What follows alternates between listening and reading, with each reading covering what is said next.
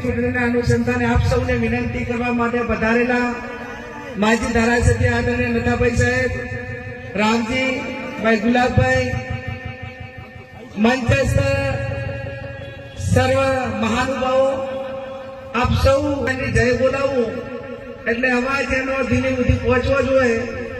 બોલો નકળાંગ ભગવાન કી.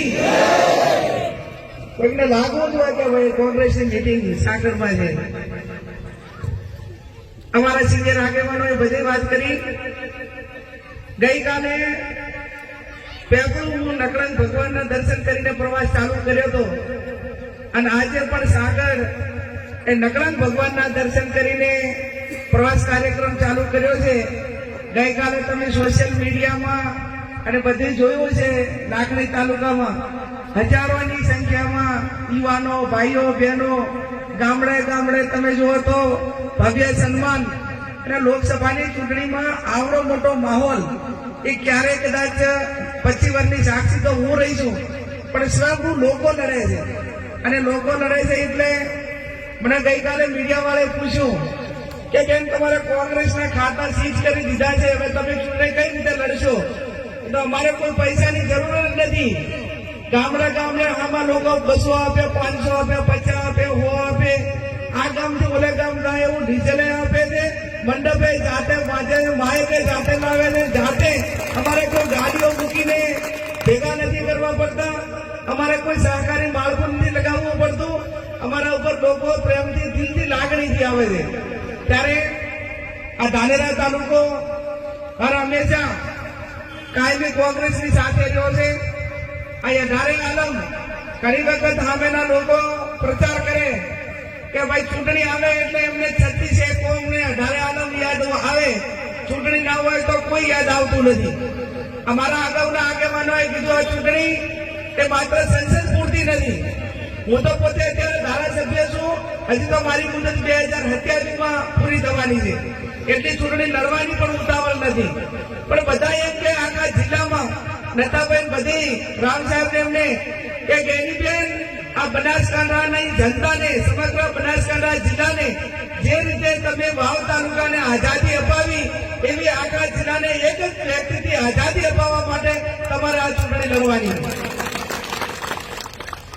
અને તમે એમની સામે લડવા માટે સૌથી વધારે અનુભવ તમને છે, એટલા માટે અમે તમને લડવા માટેની વિનંતી કરીએ છીએ. ત્યારે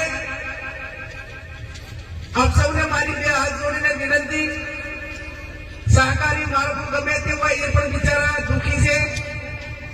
આની પહેલા આપણા અનેક આગેવાનો હતા, પરથીભાઈ ચેરમેન હતા, સાહેબ બનાસ બેંકના ચેરમેન હતા, આપણું સૌનું ગૌરવ હતું. તો એ બેંક પૂરતા હતા, અત્યારે પણ એમની બેંક ચાલે છે. કોઈ દાડો એના ઉપર કોઈ પક્ષના કે એમના વ્યક્તિગત સ્વાર્થમાં ઝંડા નતા બાંધ્યા. આ તો બેંક અને ડેરી એ માત્ર માણસો ભેગા કરવા અને ચૂંટણી આવે એટલે વોટ લેવા માટે કરીને તમને ડેરી આપવામાં આવશે, તમારા દીકરાને નોકરી આપવામાં આવશે, કોન્ટ્રાક્ટરનું કામ કરતા હોય તો કે ભાઈ એને તમને કોન્ટ્રાક્ટર આપવામાં આવશે.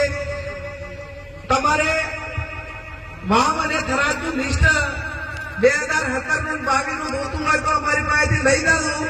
અમારા વાવ અને થરાદમાં 5000 લોકોને ખાતરી આપી હતી અને ગેરંટી આપી હતી 17માં અને 22માં ડેરી માટે અને નોકરી માટે.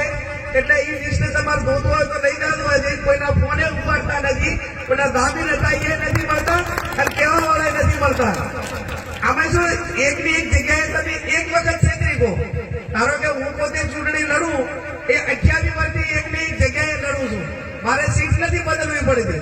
પણ જે ચૂંટણી માટે વાયદા આપ્યા હોય અને જે માને વોટ લીધા હોય એનું હાવ જૂઠાણું થયું હોય તો આપણને ખબર પડી જાય કે બીજી વખત આ ઠેકાણું પડવાનું નથી.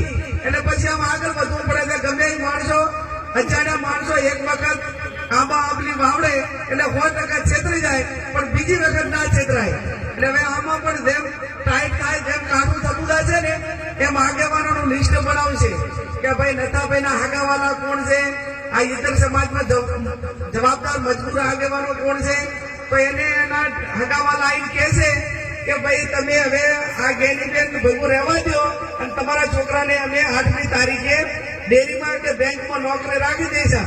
એટલે તમારું કામ તો 7 તારીખે 5 વાગ્યા સુધી 4 તારીખે કામ જ નથી અને 8 તારીખે તો કોઈ પ્રશ્ન રહેતો જ નથી ફોન ઉપાડવા માટેનો.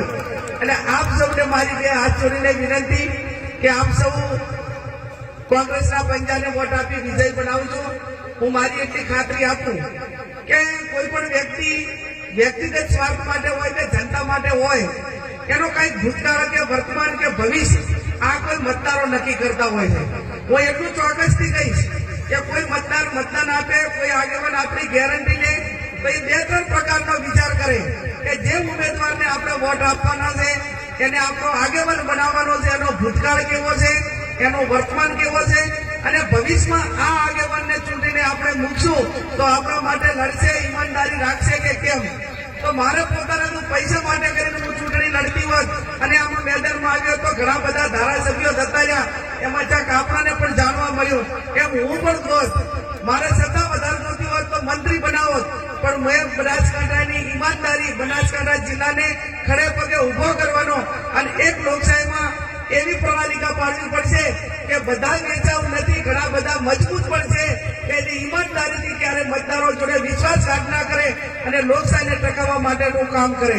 તો હું એટલી ગેરંટી આપીશ કે તમે મારા માટે ભરોસો મૂકીને મને ચૂંટશો તો ભાઈ ભાઈઓમાં ક્યાંય ઝઘડા ના થાય, સમાજમાં ક્યાંય ઝઘડા ના થાય, બધા હળી મળીને ભાઈચારાની ભાવનાથી રહે.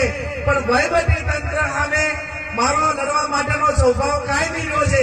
કોઈ આગેવાનોને ખોટી રીતે હેરાન કરે, કોઈ પ્રશાસન કામ ના કરે તો એની સામે આંદોલન કરવાનું થાય કે એની સામે જે રીતે એ સમજે એ રીતે જવાબ આપવા માટેનો મારો કાયમી સ્વભાવ રહ્યો છે અને આવનાર સમયમાં પણ એ પ્રમાણેનો મારો સ્વભાવ અને મારે કામ કરવાની કાયમી જે કઈ સિસ્ટમ છે એ સિસ્ટમ પ્રમાણે કામ કરીશ. આપ અહીં મોટી સંખ્યામાં બધા હાજર છો, તમામ જવાબદાર આગેવાનો છો, ત્યારે 36 કોમ છો અને અમારે તો 36 કોમની જરૂર છે. હું 36 કોમની એટલા માટે કહું છું કે હામે વાળો ભાષણ કરવા માટે ચૂંટણીમાં 36 કોમ એમને કીધું કે ભાઈ તમે 36 કોમને હાથે રાખવા વાળા છો તો છેલ્લા 5 વર્ષમાં બનાસ બેંકમાં, બનાસ ડેરીમાં 36 કોમને કેટલાને નોકરી આપી એનું લિસ્ટ બહાર પાડો તો અમે એમ માનીએ કે તમે 36 કોમને માનવા વાળા છો.